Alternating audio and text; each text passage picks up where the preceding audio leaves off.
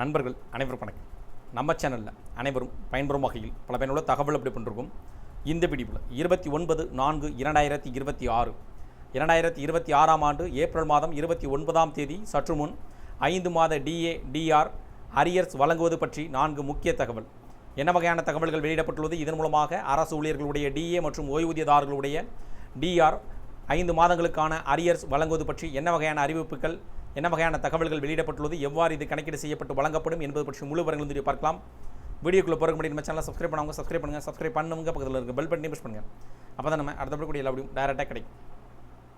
மத்திய அரசு ஊழியர்கள் மற்றும் ஓய்வூதியதாரர்களின் நீண்டகால எதிர்பார்ப்பை பூர்த்தி செய்யும் வகையில் அகவிலைப்படியை உயர்த்தி மத்திய அமைச்சரவை அதிரடி முடிவை எடுத்தது.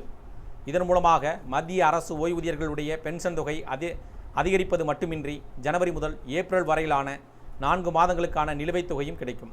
அதேபோல் தற்போது தமிழகத்தில் மே மாதம் தேர்தல் முடிவுகள் வெளியிட்ட பின்னர் தமிழகம் முழுவதும் அரசு துறையில் பென்ஷன் வாங்கும் ஓய்வூதியர்களுக்கும் அரசு ஊழியர்களுக்கும் ஜனவரி முதல் மே மாதம் வரையிலான 5 மாதங்களுக்கான அரியர் தொகை சேர்த்து கிடைக்கும் என்றும் எதிர்பார்க்கப்படுகிறது.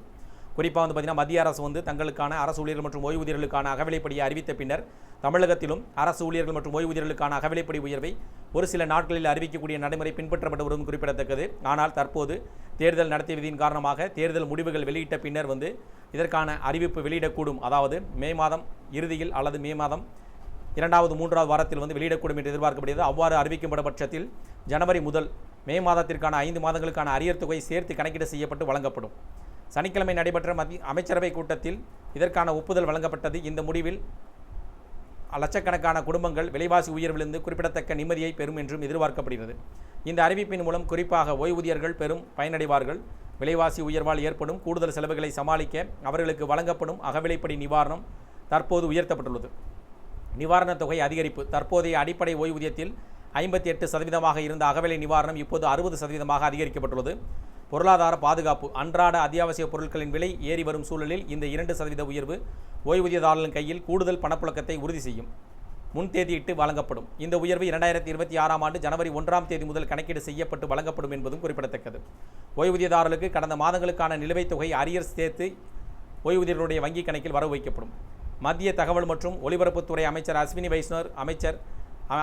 அஸ்வினி வைஷ்ணவ் அமைச்சரவை முடிவுக்கு பிறகு இதுகுறித்து செய்தியாளர்களிடம் விளக்கம் அளித்துள்ளார். அகவிலைப்படி DA மற்றும் அகவிலை நிவாரணம் DR 2% உயர்த்தப்பட்டுள்ளது.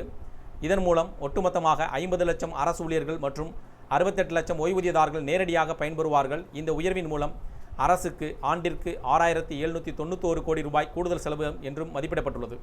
மத்திய அரசின் இந்த 2% அகவிலைப்படி நிவாரணம் DR உயர்வு சுமார் 68 லட்சம் ஓய்வூதியதாரர்களின் நிதிநிலையில் நேரடியான மாற்றம் சாதகமான தாக்கத்தை ஏற்படுத்தும் என்றும் குறிப்பிடத்தக்கது. நிலையான வருமானத்தை மட்டுமே நம்பியிருக்கும் முதியவர்களுக்கு சந்தையில் அதிகரித்து வரும் அத்தியாவசிய பொருட்களின் விலை உயர்வால் ஏற்படும் கூடுதல் செலவுகளை சமாளிக்க இது ஒரு பாதுகாப்பு கவசமாக அமையும். இதன் மூலமாக மத்திய அரசு தற்போது அரசு ஊழியர்கள் மற்றும் ஓய்வூதியதாரர்களுக்கான DA மற்றும் DR அறிவிச்சிருக்காங்க. அதன் மூலமாக தமிழகத்தில் இதற்கான அறிவிப்பு பார்த்திங்கன்னா மே மாதம் இறுதியில் வெளியிடக்கூடும் என்றும் எதிர்பார்க்கப்படுகிறது. அவ்வாறு அறிவிக்கப்படும் பட்சத்தில் ஜனவரி முதல் கணக்கீடு செய்யப்பட்டு ஜனவரி, பிப்ரவரி, மார்ச், ஏப்ரல், மே 5 மாதங்களுக்கான அகவிலைப்படி நிலுவைத் தொகை சேர்த்து கணக்கீடு செய்யப்பட்டு வழங்கப்படும். இந்த தகவல்கள் பற்றி கணக்கீடுகள் பற்றி உங்களுடைய கருத்துக்கள் வேறு இது சார்ந்த கூடுதல் விவரங்கள் கமெண்ட் செக்ஷன் பிடிச்சிருந்தா லைக் பண்ணுங்கள். முடிந்தவரை இந்த வீடியோ உங்களுடைய நண்பர்கள் உறவினர்கள் அனைவருக்கும் ஷேர் பண்ணுங்கள், ஃபாலோ பண்ணுங்கள். மறக்காம நம்ம சேனலை சப்ஸ்கிரைப் பண்ணுங்கள். சப்ஸ்கிரைப் பண்ணுங்க, பக்கத்தில் இருக்க பெல் பட்டனை ப்ரெஸ் பண்ணுங்கள். அப்போ தான் நம்ம அடுத்த கூடிய எல்லா வீடியோ டைரெக்டாக கிடைக்கும். தேங்க்யூ ஃபார் வாட்சிங்.